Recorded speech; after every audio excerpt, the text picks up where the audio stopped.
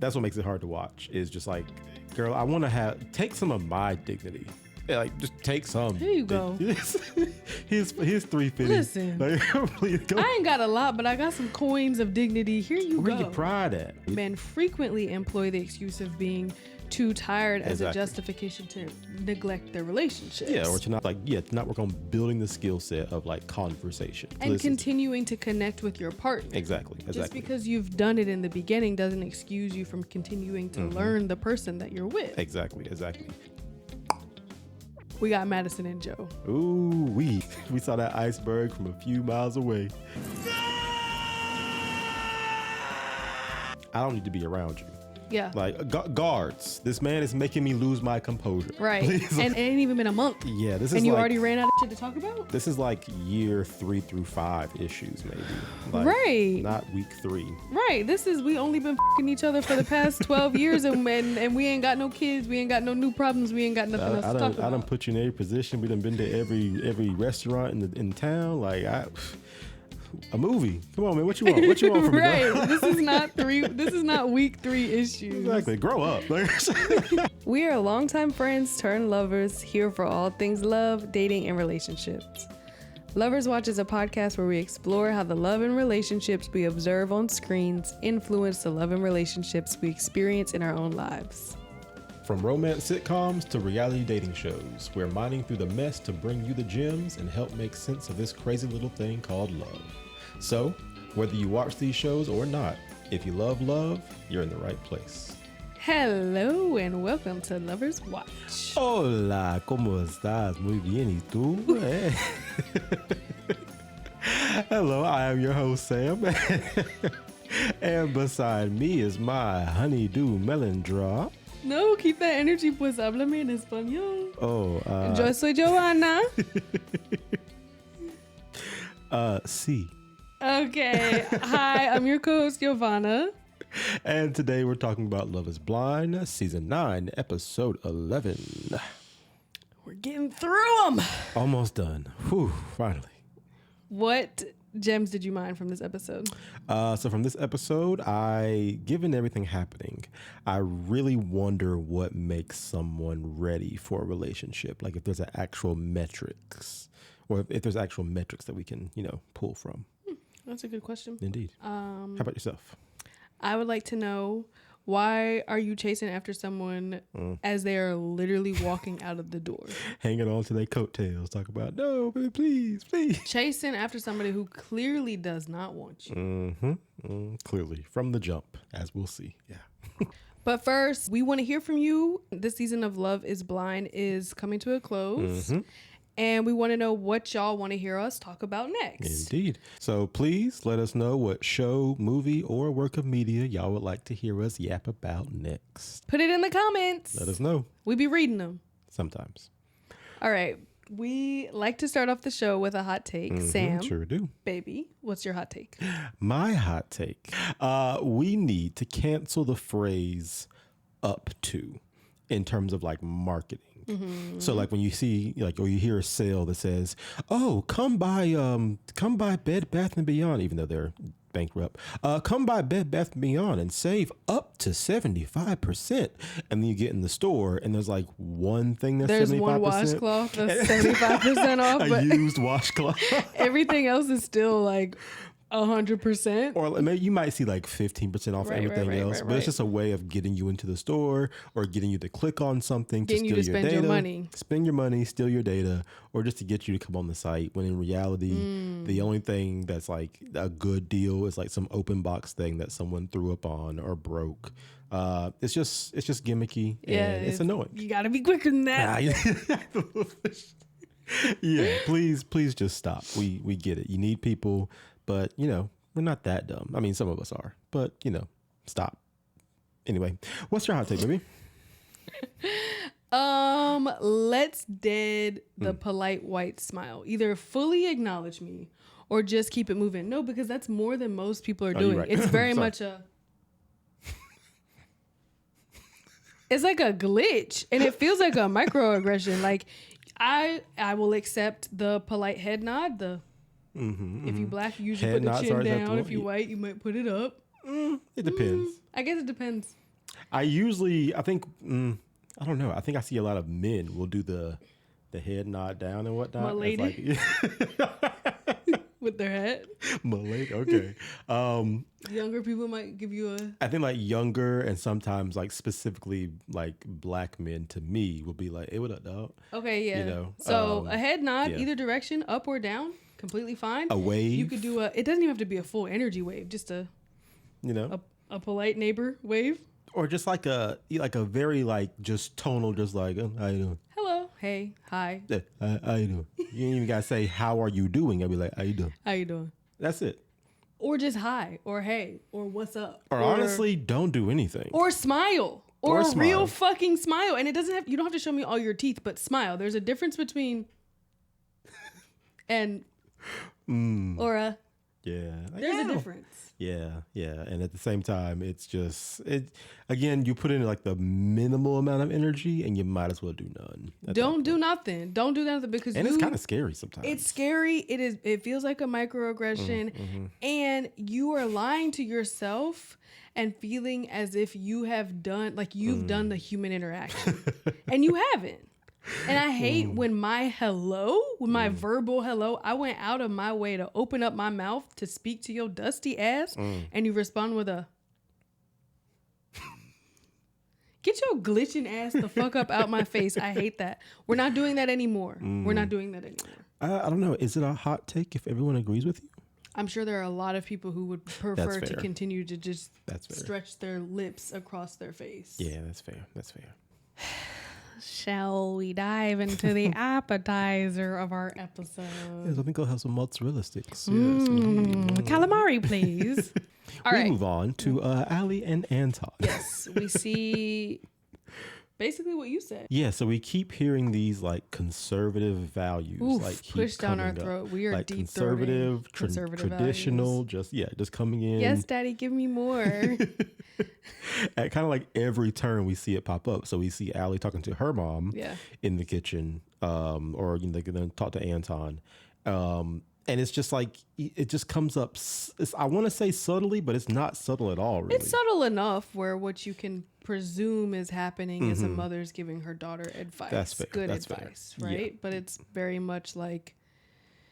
It's very much like, hey, you guys have the world as your oyster, but also like, it's probably easier for you both if you just keep it traditional. You want to do something, you're not allowed to go either. You have to stay home, and do what you have to do. Go to wash dishes or clothes or clean the house, I love you. We disagree a little bit on this. I love you. It's okay. Yeah, she knows that's the way you have to do. You stay at home and raise the kids. You go out to work and do your thing, and that's just the best way to move forward. There's no other way. Yeah. And again, you just keep hearing it, and after you hear it for a long period of time, it's like this has to be a trend or very selectively put in the episode because there are editors for the show. So, for sure. Indeed. And I think also they talk about Anton's drinking habit and how True. Mom is not on board. Allie's got big questions, but ultimately they both really like him, and we still don't know why because Allie cannot articulate what it is that she likes about this man. We both want to have a family.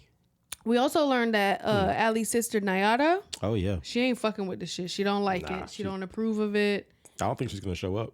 We will see, but it's very like traditional all the way, as in the sister's like, hell no, I ain't with that shit. But Allie has 3 other sisters that are gonna, her mom's like, fuck that girl, you got 3 other sisters, don't worry about it. She's your favorite, honey, but also fuck her. It's all right. If all 3 of the good. 4 of them come, then you did good, basically. Yeah. Okay, then we've got our hot ticket item. Yes. KB and Edmund. Yeah, so with KB and Edmund, I've kind of been having this internal battle all season where I look at Edmund and his mannerisms, basically. And politically correct or not, I look at Edmund and the first thought that I have is that, okay, potentially he's not like neurotypical, like maybe on the spectrum somewhere. I mean, we're all on the spectrum somewhere. But the way that we understand it, most of the time, like I look at him as like, okay, he's potentially not neurotypical. Right. I mean, with that, it makes me want to give him more grace for his actions, basically. Yes. So like I kind of feel like I'm clocking that. Are you clocking me? It's not clocking to you. It's not clocking to you that I'm standing on business, is it? Are you clocking that Edmund's standing on business? Is that? Anyway, please go ahead. Yeah, it makes me want to have more grace for him.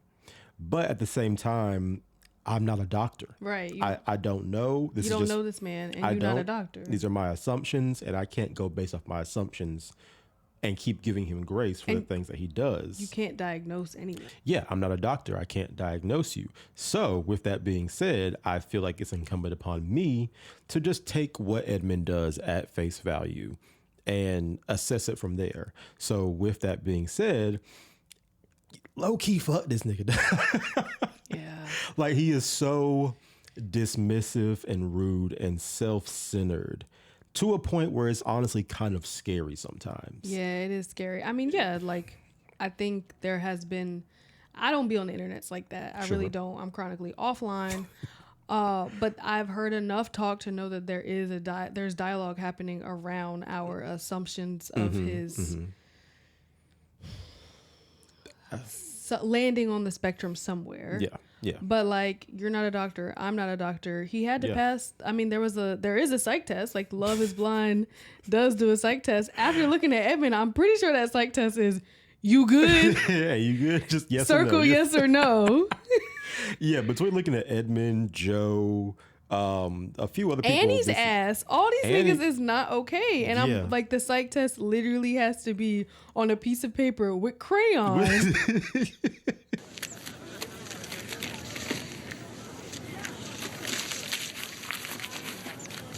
He's got documentation. Play ball! No, it's with them gel pens that used to have the sparkle in them. Ooh, the different color. Yeah, it's a gel pen, and the question is, you good? Question mark? And it's gotta be like, yes, and like, all right, or no. Come on in here, dog. You on the show? What's up? Welcome. Edmund has made that abundantly clear to me. Like whatever the psych test is, a joke. Yeah, it's lackluster at best. But also, like, imagine getting to know your spouse on a reality TV show. Like, they're constantly switching up on you based on whether or not the cameras are rolling. Yeah. And that's something that we see KB Yeah.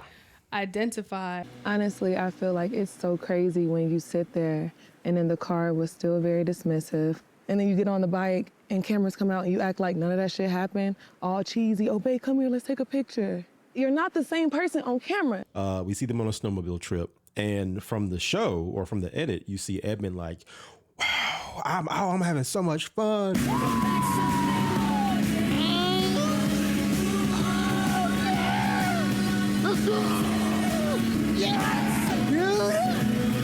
Oh my God, this is so great. Just yelling in her ear. She's not saying shit the whole time. Say a damn which I was like, it's kind of weird. He's this excited and she's just driving. But like, okay, cool. We'll see what's happening. And yeah, we get to the top of the mountain and KB's like, well, first she gets done driving, goes in the shack, gets them hot chocolate. She's responsible for everything. Yeah, that's what makes it so hard to watch, because we see her like doing all the heavy lifting. She gets the hot chocolate. She addresses the elephant in the room. Like she's trying to reconcile. She's trying to like address these things. She does the fucking driving. Exactly. She does everything. Yeah, and Edmund's just kind of there. Yeah. And then when she does trying to address things, which I mean, the point she brought up this time, it didn't feel like a big thing, but to her, with everything being built up and like she's just like, I am exhausted. I don't understand you. Yeah. How do I communicate with a person that act like that? How? And I keep trying different ways, and I'm damn tired. I'm so fucking tired, Edmund. I'm so fucking tired. It turns into a big thing. And again, Edmund being so dismissive, so self-centered, she's like, hey, I don't understand. Why are you doing this? And he's basically just like, honestly, I'm trying to enjoy this view out here, and you fucking this up for me. You fucking up the vibe for me. Swear I did nothing wrong to you. Okay. And I'm sorry for you taking whatever I've done wrong to you. But here we are snowmobiling. I'm in a good mood, looking over, like enjoying this. And like, Instead of acknowledging what she says. I ain't do nothing And to you. She's been tired, bro. Oh, yeah. We peeped that on day one with them moving in together, and he crawled his big ass in the cupboard. But She's like, This is the first time that she's actually acknowledged how exhausted she is by him That we can and by see. this relationship. And everything about this fight, this argument was like unsettling to me. Yeah. While I understand her frustration, again, like if you fighting in public like this, if you fight in this serene ass setting, that says a lot about how unstable things are between the two of you. You 100%. know? Yeah. And it's like, I typically don't like when people like when one adult tells another adult to like grow up. Like, because typically it's around things that like aren't really markers of being a grown up. It's just like Or maturity, yeah, it's just like kind of like, you know, things that we personally think are grown up. That we ascribe to adulthood. Exactly. But that changes for everybody. Right. But in this situation, I completely understand what she means when she says, like, I need you to grow up, because he takes no accountability for anything. She says, you did this thing. It hurt me. I would like for you to apologize. Yeah. And he's like, I don't think I did anything wrong. So therefore, I'm not going to apologize for shit.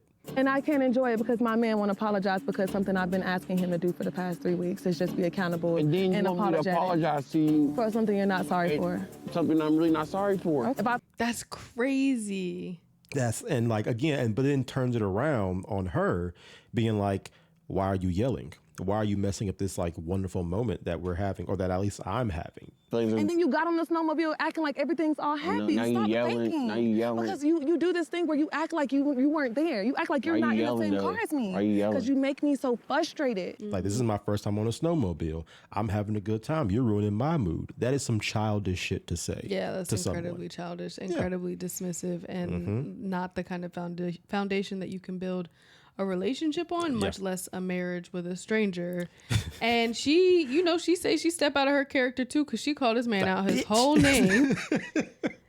So you cutting me off while I'm talking to you. I simply was just like, sweetheart, And you keep on saying you're I still cut not you about off to. right now. So, yeah, I know. But You see how cut you me do off it? all the time, though. Okay, You cut bruh, me stop off fucking way. talking to me, bitch, because you're not letting me talk. Which isn't okay. No. I understand her frustration. And I think, to me, that's the point, is like, that's when you walk away. You don't, like, that's when you say to Chris Colleen and everybody else, like, I'm done with this shit, because this is how this person is treating me. This is how this person is dismissing me. And most importantly, like, the fact that you switch up when the cameras are on or off is like, what the hell are we doing? Exactly. Like, if I can't get you to be the same person when the cameras are around versus not, I don't need to be around you. Yeah. Like, guards, this man is making me lose my composure. Right. Please. And even when he does apologize, he's still sort of centering himself. Exactly. You know? Exactly. And it's like, I understand at this point, from what we can see, it seems like KB keeps giving chances and like trying to make this work. It seems that way, at least. But to me, it seems like she's kind of gaslighting herself. What do you mean by that? Even though she's aware of Edmund's bullshit, she kind of like tells herself, it seems, that her reactions to it aren't 100% valid. Okay. Like, she'll have a reaction to things that the things that Edmund does. And then the times where it feels like she should just like keep pressing on that and saying like, I need to get to a resolution to like stop this. She'll like kind of stop herself short and be like, you know what? It's okay. I understand. I'm not perfect either. Like, I have things I need to work on myself and everything. So, you know, this is not all on you, Edmund. When in reality, it's like, no, this is 100% on Edmund. And I feel like she thinks of herself like she's too impatient or too forceful, or she's like starts second guessing herself and blaming herself for having these reactions. When in reality, it's just Edmund failing to show up for her. Based on who she was in the past. Exactly. Instead of, I mean, and still now, let's be honest, She's right? still the Like, same she's person. still the same person. You don't change in 4 months or 5 months or whatever. Exactly. We're assuming her timeline is, but I think I understand what you're saying is like, she's basically calculating the fact that like, oh, I am very impatient. Indeed. Oh, I can be very like abrasive, or I've been too much or too forceful in my past. And like, that's contributing to this issue. From what we can see. Yeah. Like, her response should be changed. But the point is like, you're still responding to some bullshit. Yeah. And you're over considering your response instead of Exactly. focusing on the root issue. catalyst, the root issue Exactly. that's caused. Okay, I can see what To you're me, saying. it feels like she's really just gaslighting herself into not really advocating for herself sometimes. We see her do it sometimes, Yeah. but not fully, it seems. Yeah, I mean, we didn't see the scene, right? But the example, the issue is that he was speaking over her in the car and then like being dismissive of her point. Yeah. Right? Yeah. Which this response to me didn't seem like it's warranted based on what we know of that interaction. Yeah. But what we're also considering is like probably how many times has this happened? Exactly. I mean, like we saw at the party, like the response she had for him saying, "Oh man, it'd be nice to hear someone say it's perfect." She probably would not have had that response that she did if there was not things that had built up. Right. It wasn't about the estate. It wasn't about the Exactly. statement that he Not at all. made. It was about all of the transgressions that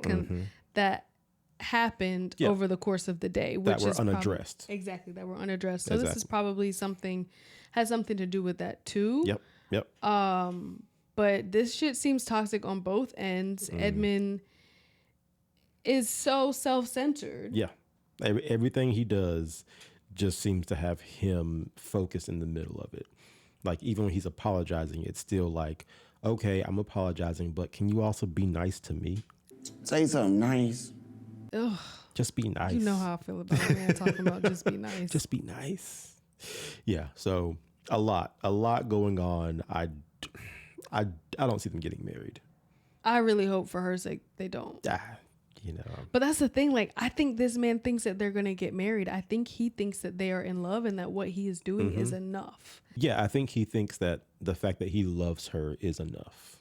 Yeah, but the question is love blind? Not is love enough? Is love endless? Is love all you need? Like, Is love all you need? yeah.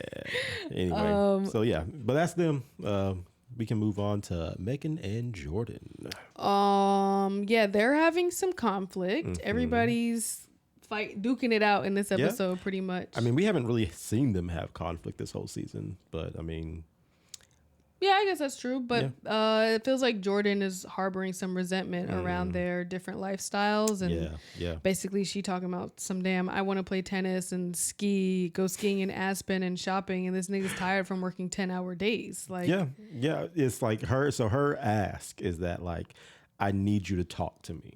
valid. Valid point. Valid point. A fucking trope. Yes. The work that women do all the time. Yeah. However, In this situation, from what we can tell from how they describe it, she needs him to talk to her. Jordan says, I'm exhausted. I get home from work. I don't want to talk about work. right. And I'm fine to just like sit on the couch and enjoy a movie. I'm just grasping at straws trying to find things to talk about with you sometimes. Sometimes I just want to like sit next to you and watch a movie. And I don't know if like that's a deal breaker for you or... Which, again, what? Yes. Okay. So here's the thing. Okay.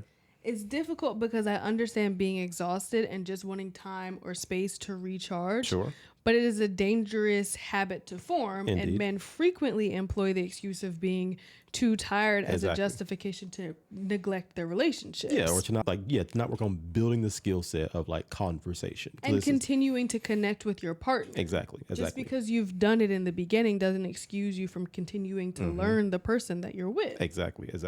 But the caveat is when your partner can't really empathize with your situation and is then still asking you to like connect with them on something that you can't really connect on. You can't relate to because they're in a completely different tax bracket than you are. That part. It's hard for you to say, yeah, I want to talk to you about your bullshit, basically. Right. Because we see Megan give an example. She says, hey, I understand you're tired. I'm tired. You said, I don't like how you always say you're tired. Because we're both in the same boat. I'm exhausted too, and I'm tired of hearing that as an excuse. It's not an excuse though. And I don't think we are in the same boat, and there's no problem with that. Your boat is way bigger than my boat. Like, he is a working class person.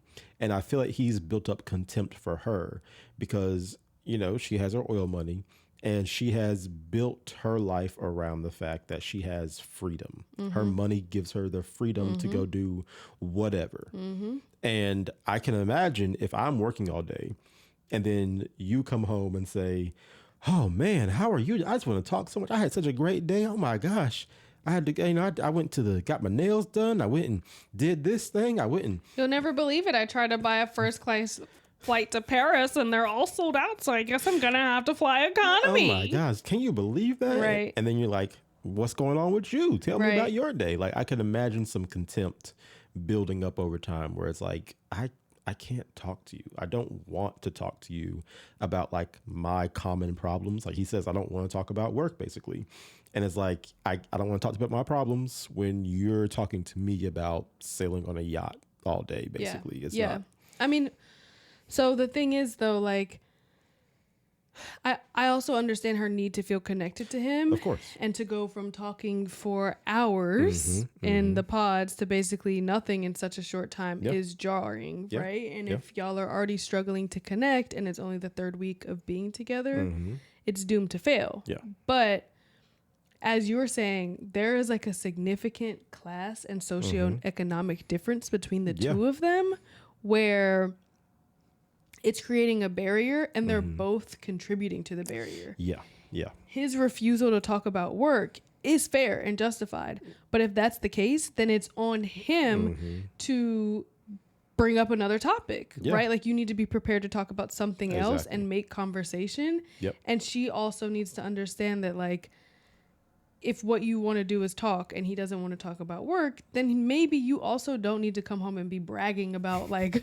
all the billionaire shit that you're doing. Like you two need to find common ground and it's on both of you to do that. Exactly. He seems far too comfortable to like rest in that trope almost where it's like, I don't talk. I just come home. I put my feet up and I'm here. What else do you need? Right. Like, Right. And she seems very content in her lifestyle of leisure.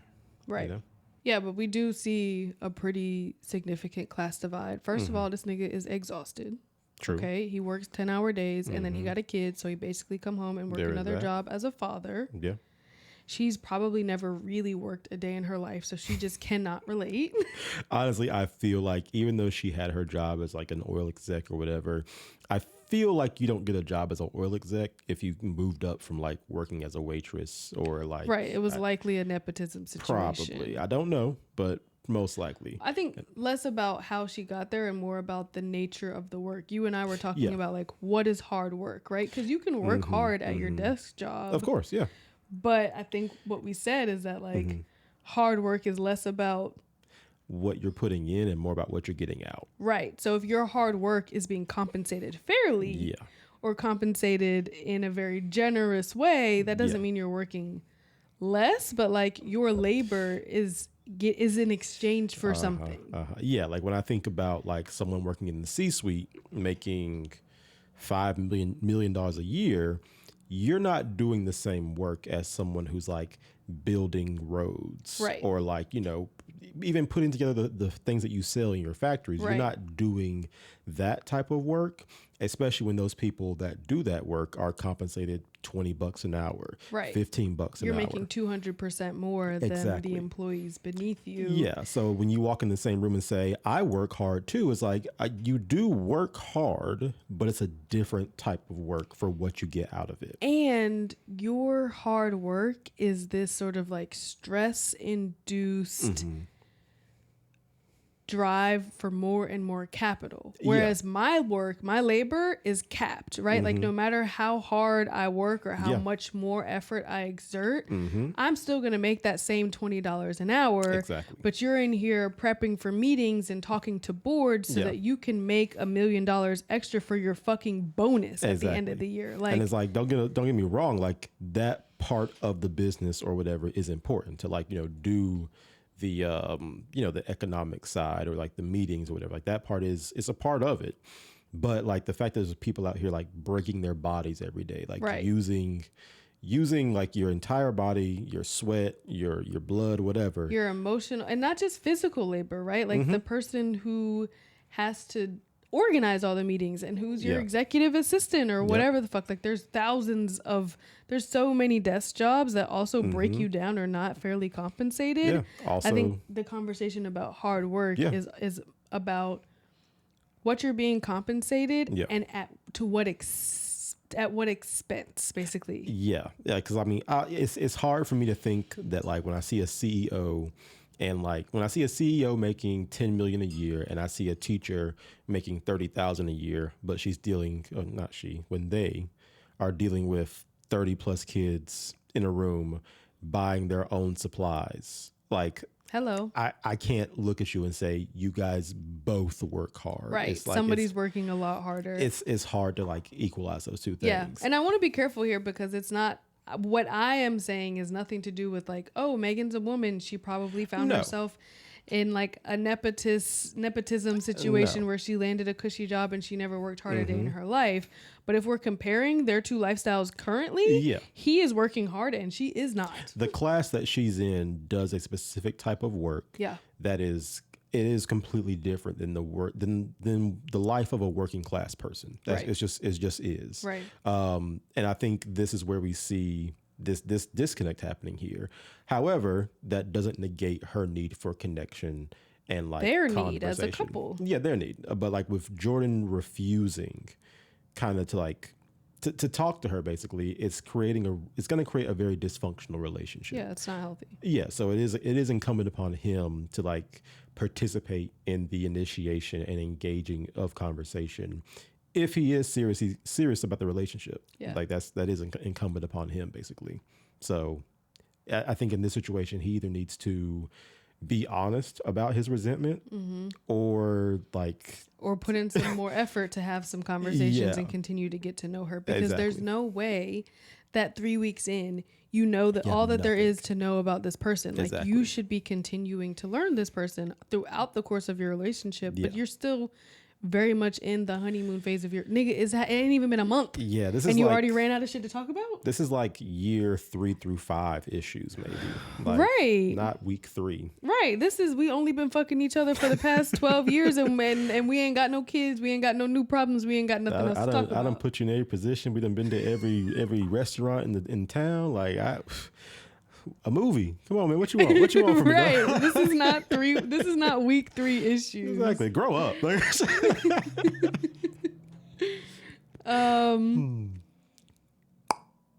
We got Madison and Joe. Ooh wee. It's been a long time coming. It's been in the works. Well, we knew it. We saw that iceberg from a few miles away. Watch out! Watch out! Watch out!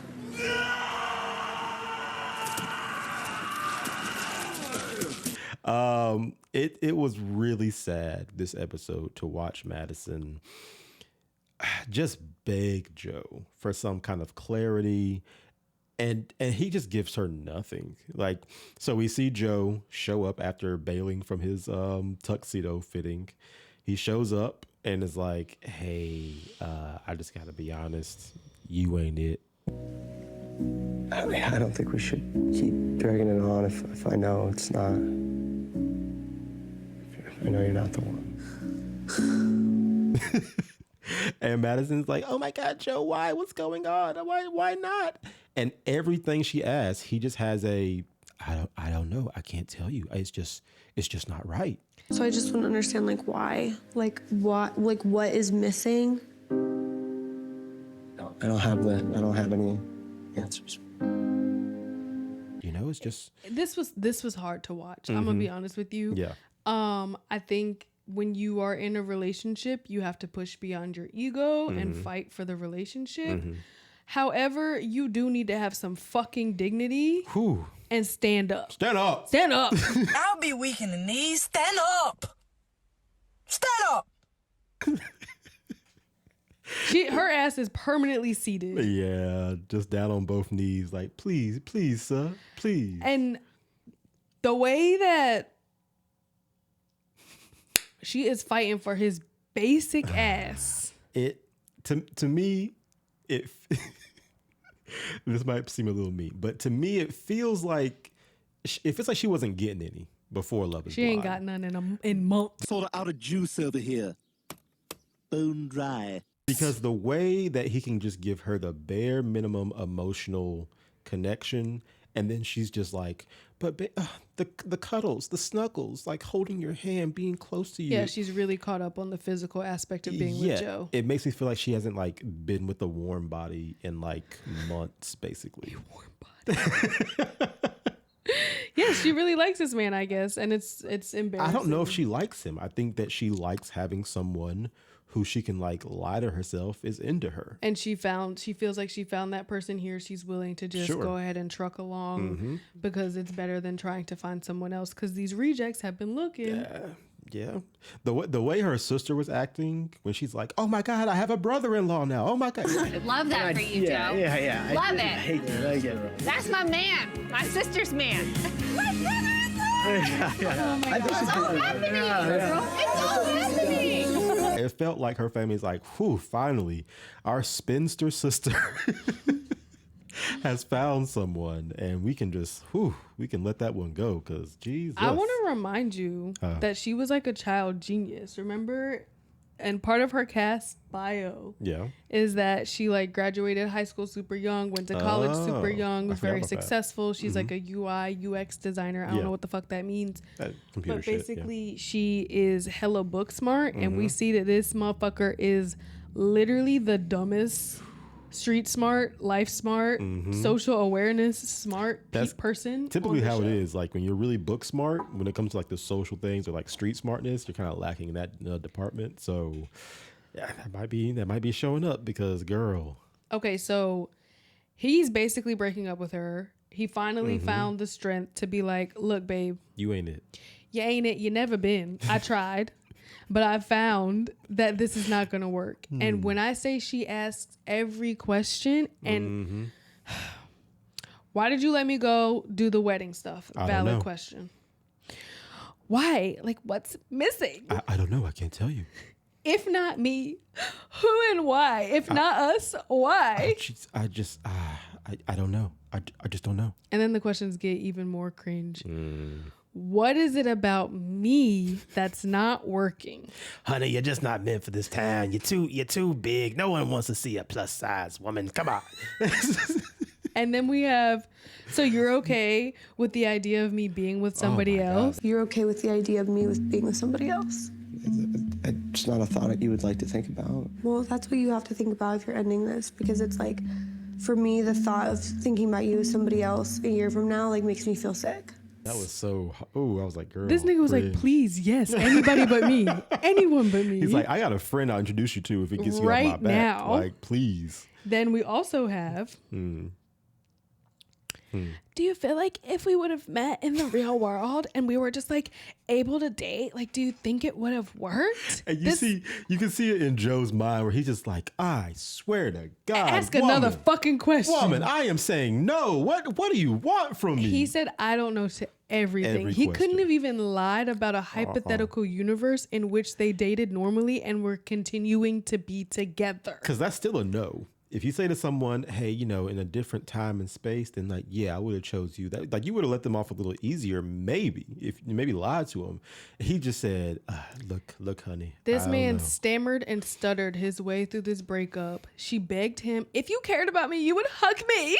That was a thing I was thinking. It's so weird when that happens because I can think from Joe's point of view, if he was being genuine and was like, hey, this isn't working out, I'm sorry. That man has never been genuine, but anyway. Exactly. But I could imagine like him feeling the guilt of like hurting this person and thinking, hey, it'd be weird for me to try and comfort you right now by touching you. I don't agree. I mean, I can see the world, not the world. I can see someone coming to that conclusion where it's like, I don't want to be the one to be touching and like comforting you right now when I'm the one hurting you. I definitely understand doing that, but I could see in his mind. I think if you care about the person, then you get past whatever it is that you're feeling about it and you want to comfort them. Even if you are the source of their pain, I think the natural response to someone that you care about, whether you love them or not, being in pain and hurting is to comfort them and console them. And it's cold-blooded for him to sit on the end, for him to sit his ass on the other end of the couch and look at her fucking cry. I can see both ways. I definitely lean more towards no. Like if you care for someone, you can comfort them in a time when you might be the cause of that hurt. But I can definitely see, especially in this situation where I think he's known from jump that he does not want to be with her. Right. And I'm to me, I would be surprised. If I was Joe, I would be surprised that she hasn't like seen that. No, that's the point. He's Yeah. asked those questions and she clearly hasn't seen it. Exactly. And I so would now feel he's some- like, oh, I got to spell this shit out. I really have to break up with you. So I would feel guilt and be like, I don't want to hug you right now because like I've been dragging you along through the dirt. Yeah, And that seems selfish and childish and immature to me. Like the least you can do is Joe face. seems selfish and childish. Okay, sure, but the least that you can do is like face the pain that you're causing. Sure.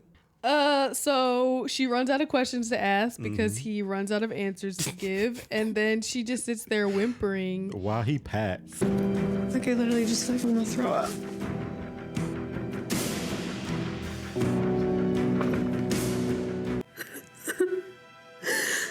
sobbing on the couch while he packs. Yep. And like prompting him to like show her that he cares. It's just like a child who's just like, I don't know. You tell them no, and they're just like, cool, I will cry about this and see if that will get you to say yes. When you pouting and you looking up to see if they checking for you. Oh, jeez. The worst part though is like this felt earnest. What, her crying? Yeah. Oh, yeah. But it's like, girl, leave. Go sit Go on the balcony. do something. Go sit in your car. Go to your home. You own a house. Call an Uber. Go call Calabria. She upstairs for a or in the walk. building next door. Go for a walk. Go anywhere. But the fact, like, why would you sit there and watch this man who has made it abundantly clear that he don't care about you pack? Why would you sit there and watch this man pack and leave you? That's what makes it hard to watch. Is just like, girl, I want to take some of my dignity. Like, just take some. Here you go. Here's $350. Listen, like, please go. I ain't got a lot, but I got some coins of dignity. Here you Where go. your pride at? Where's your spite? This is the thing, your ego. This is when your ego should jump in and save you. I gotta protect me right now. I'd be fucking damn. I couldn't look nobody in the face. If I recorded this, it went on national TV, and then I gotta walk outside and someone's like, Aren't you that spineless motherfucker? That boneless ass chicken tender. Hey, I know you. You that boneless chicken tender of a woman. That's crazy. I'll be damned if I watch a motherfucker pack a bag on me. You gonna pack up and leave. You gonna burn In rubber front of on my my ass face? and I'm gonna stand here and watch you do it? Madness. Stop the madness. Madness Madison. Ooh, infuriating. All right, so let's talk about it because we see all kinds of foolishness and shenanigans, and you know, my question is, why are you chasing after someone as they're literally walking out the door on your ass? Yeah, between Annie, between Madison, it's just it baffles me. And we see a lot of people who clearly aren't ready for relationships, which goes back to your question. Exactly. Yeah. So yeah, I really wonder what makes someone ready for a relationship. Like in this situation, we see someone like KB, like who has, you know, kind of told us that she's done intentional work on herself, like, and we can presume that's what's gotten her ready to be in a relationship. Right. But then we see people like Joe, who doesn't seem to have been doing anything since the last time he ran out on somebody to get married. The last time he left a girl at the altar. So it's like we have people like this in the same space on the same show, all saying, I'm ready for a relationship. And it makes me wonder, like, if we had a sheet that had metrics that we could say, this is what makes you ready for a relationship, I wonder what those things would be. Okay, so the first thing that comes to mind is the ability to compromise. Okay. Yeah, I can go with that. I would say the ability to like consider someone else in a situation where it's not really convenient for you. You know? And then if you can actually truly communicate, and by that I mean Yeah. communicate the things that are difficult, being vulnerable, being honest about how you feel, even when you think it might hurt your partner's feelings. You have to do it gently and in a considerate way. But like the ability to be honest and true to yourself definitely impacts the way that you're able to show up in a relationship. Yeah, I think that's a pitfall a lot of people fall into, where, you know, they fall into that trap where it's like, I'm going to tell you my truth. But the truth that they're telling you, they're not considering you when they say it. So it comes off as less of like my truth and more of just like, I don't give a fuck. You. I don't give a fuck what you think. There's a difference between radical honesty and being considerate of how your truth is going to impact someone else. It's not your responsibility, but you do have to be mindful of that. And it's incumbent upon you to realize that like this might be your truth, but you have to consider everything that formed that truth in the context of this relationship. Honestly, if you ain't been to therapy, I don't think you're ready for a relationship. There are so few people in this world who've had like anything near a perfect childhood who haven't come out with something to work on. Especially all these men. And it's not gendered. Honestly, it's not gendered. It's not. But I do think the fact that like women and queer folks are typically in conversation with people who care about them and more deeply reflecting on the things that are happening in their lives, that does not take the space of therapy, but at the very least, we're having those conversations. Men don't. Most generally do not. I think there's I think it goes to a thing where you just might have more opportunities to talk to people, and it's more. What do you mean opportunities? I think there's more. I think the way we socialize men, like we have like a couple friends, and like we, if we're gonna talk to someone, it's usually in the context of like I want to date you. Yeah, but that's my point. Like my point is at least women are talking, men are not. Y'all go out for a football game and have some drinks and talk about fuck all. Hey, can one of you other men come over here and comment on the meat while I'm cooking it? Yeah, I got it. Oh, yeah. Oh, those are looking good. Yeah, that's what I'm talking about. Yeah, don't flip them too often now. You don't want to lose the juices. Yeah, coming along nicely. Yeah, I mean, that's kind of my point that I'm saying, where it's like you guys give yourself or have more opportunities. Create more opportunities. That too, to like actually like practice. Like engaging with people, seeing that, oh, hey, that didn't work out, or like, hey, that thing that I said hurt my friend. Let me change that, basically. And I think there's also like the incentive structure, where I think men to an extent are incentivized to be like, I'm a lone wolf, and like, I'm strong. I have to like dominate or whatever, which doesn't lead to like healthy relationships. Hence why them niggas need to go to therapy. The fuck? Before you're ready to be in a relationship, I'm gonna go ahead and say, this is hot take number 2. Any man who's seriously considering being in a relationship needs to have taken his ass to therapy for a minimum of 2 years, and with a good therapist.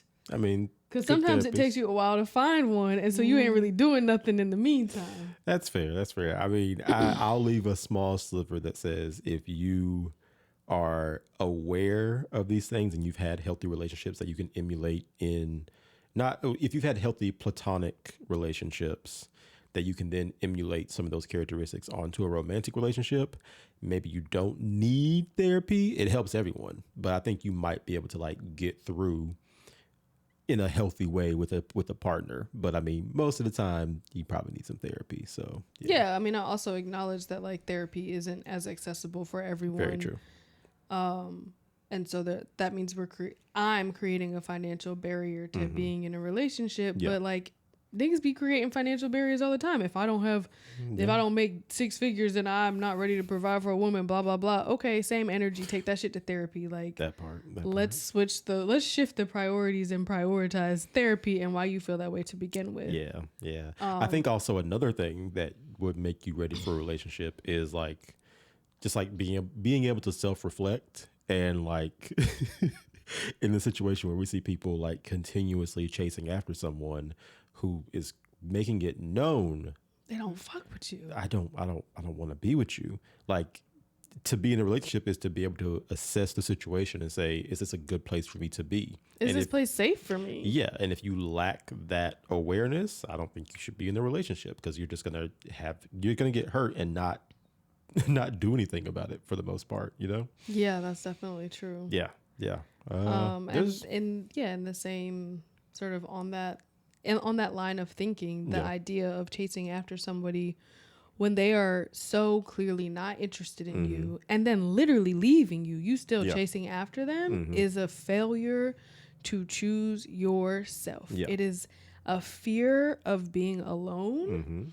It is a fear of being socially ostracized and not being valuable without a partner to reflect back your worthiness. And it is unacceptable. Stand up. And it is hard work to choose yourself in a society that just basically tells you are disposable. Yeah. Or that you have to be useful to someone to have value. But that is work that we have to do for ourselves before we're ready to be in any relationship. And even more so a marriage. Yeah. Cause I'll be damned. I'll be damned. I don't give a fuck how much I love you. If you've told me no and now you packing your bags, if you think I'm a beg, baby, please, baby, please. Please, baby, it please. is funny though, because like half of our like most famous love stories and like love songs is just like someone, I'm on my knees begging you to stay. I mean, I'm gonna just go ahead and full gender this thing. As a woman, you begging a man who don't fucking love you to stay with your ass is disgusting. I mean, that is kind of, men were meant to beg. I don't know about that. Thank you very much. Yeah, I mean, usually most of those songs will be like, yeah, I know I cheated on you, yeah, but also, I know I gave you syphilis. Baby, please, come on, baby, give me one more chance. And I had a child with your neighbor. Yeah, at the same time, I had a child with you. I got a family across the tracks and everything. But, right. You know, but yeah, Madison, stand the fuck up. Yeah. Stand up. Please a little bit. Ugh, shit, make my ass itch. I cannot. I cannot. All right. We are almost there. Inching our way to those weddings. Join us next time for more messy looks into love, dating, and relationships. We're going into the next episode with our fingers, our toes, our legs, our coochie lips crossed, hoping that somebody's gonna say I do. Just somebody. I'm hoping a few people say no, to be honest. Well, yeah, there are definitely people who say no, but I do want to see a wedding. I feel like Megan and Jordan might have something for us. They're our best bet at this point. I wouldn't put no money on it, but we're gonna see. We're gonna see how these weddings go. Y'all remember, we're here for the drama. Here for the mess. But it's all love. Please like and subscribe here on YouTube. If you like this show and you're listening to us on a podcast platform, please like and subscribe. Give us a rating and a stellar review on Apple Podcasts or Spotify. We're still in our beginning stages, so every view, like, comment, share helps bring you guys some more awesome content. Yes, we're just babies. I have no money. I'm just a baby. We have no money. We do all of the work on the show. Maybe it is executive produced, written, edited, all of the above by the two of us. And it really helps for you to support us with your comments and sharing and subscribing. So do all of that. We'd also love to hear from y'all. Hit us up with your dating experiences and your lovers questions at loverswatchpodcast@gmail.com. Hasta luego. Hasta la próxima. Ciao.